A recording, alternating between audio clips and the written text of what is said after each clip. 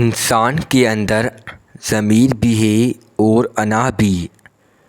اگر آپ کسی انسان کے ضمیر کو جگائیں تو ایسے انسان کو آپ اپنا دوست اور ہمدرد بنا لیں گے، اور اگر آپ ایسا رویہ اختیار کریں جو آدمی کی انانیت کو بھڑکانے والا ہو تو برعکس طور پر یہ ہوگا کہ آدمی آپ کا مخالف اور دشمن بن جائے گا۔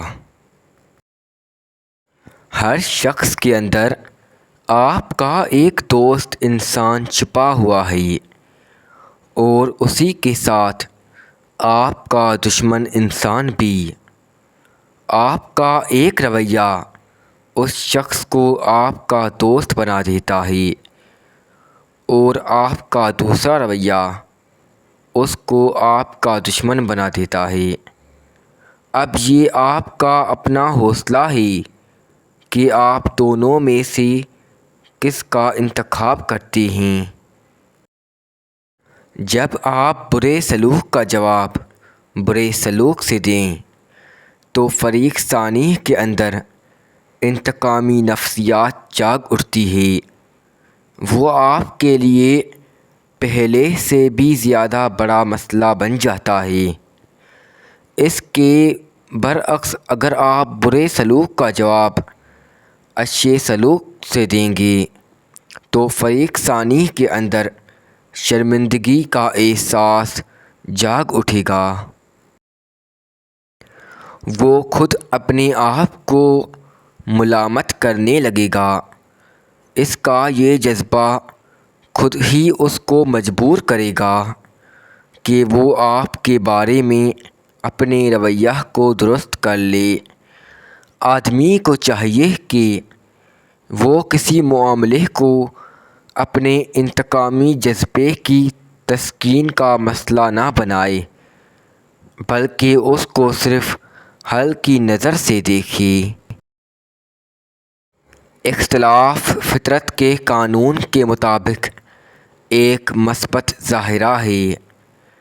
اختلاف اگر سنجیدہ اختلاف ہو تو وہ ڈسکشن کا دروازہ کھولتا ہے۔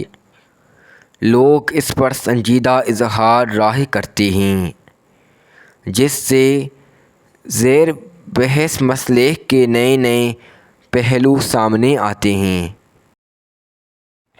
حقیقت یہ ہے کہ اختلاف ایک رحمت ہے۔ اختلاف کو اگر سنجیدگی سے لیا جائے تو اس سے غور و فکر کا نیا دروازہ کھلتا ہے۔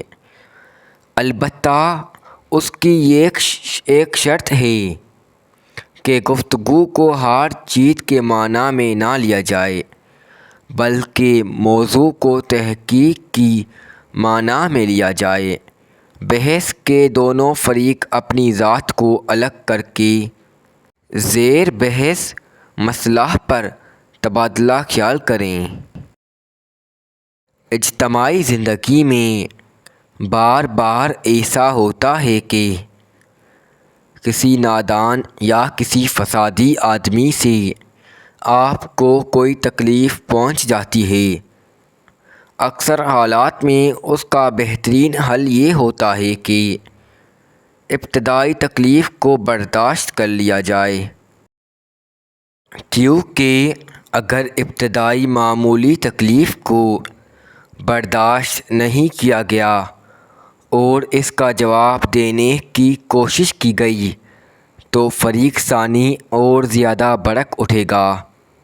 نتیجہ یہ ہوگا کہ جس آدمی نے کنکری کی چوٹ برداشت نہیں کی تھی وہ مجبور کر دیا جائے گا کہ پتھروں کی بارش کو برداشت کرے۔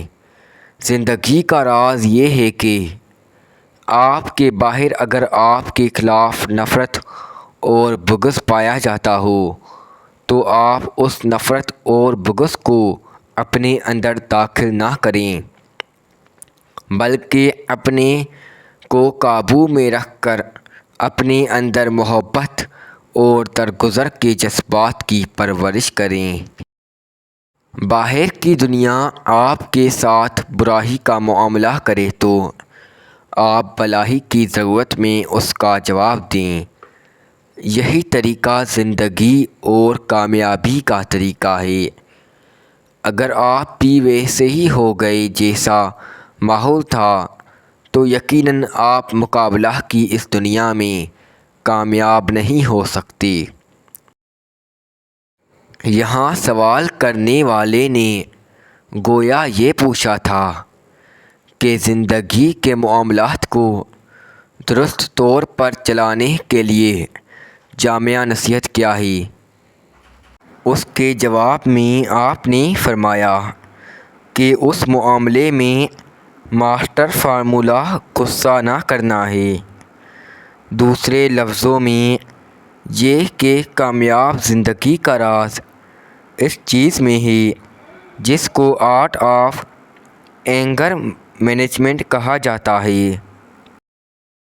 اگر آپ غیر متاثر ذہن کے تحت سوچیں تو یقیناً آپ اس راہ پر پہنچیں گے کہ اشتعال کے مواقع پر سب سے زیادہ کامیاب پالیسی یہ ہے کہ آپ مشتعل ہونے سے بچیں۔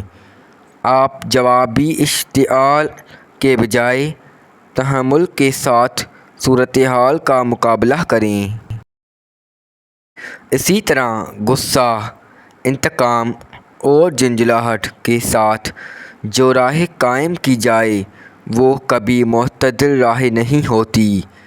کسی خاص کیفیت کا آدمی کے اوپر غلبہ ہو جائے تو وہ اس کے بارے میں درست رائے قائم کرنے سے قاصر رہے گا۔ زندگی کا یہی راز ہے جس کو ایک مفکر نے ان لفظوں میں بیان کیا ہے: اس دنیا میں ہر آدمی کے پاس ایک وسیع قبرستان ہونا چاہیے جس میں وہ لوگوں کے قصوروں کو دفن کر سکے۔ نرم روی کا طریق گویا آگ پر پانی ڈالنا ہے اور شدت کا طریقہ گویا آگ پر پیٹرول ڈالنا ہے۔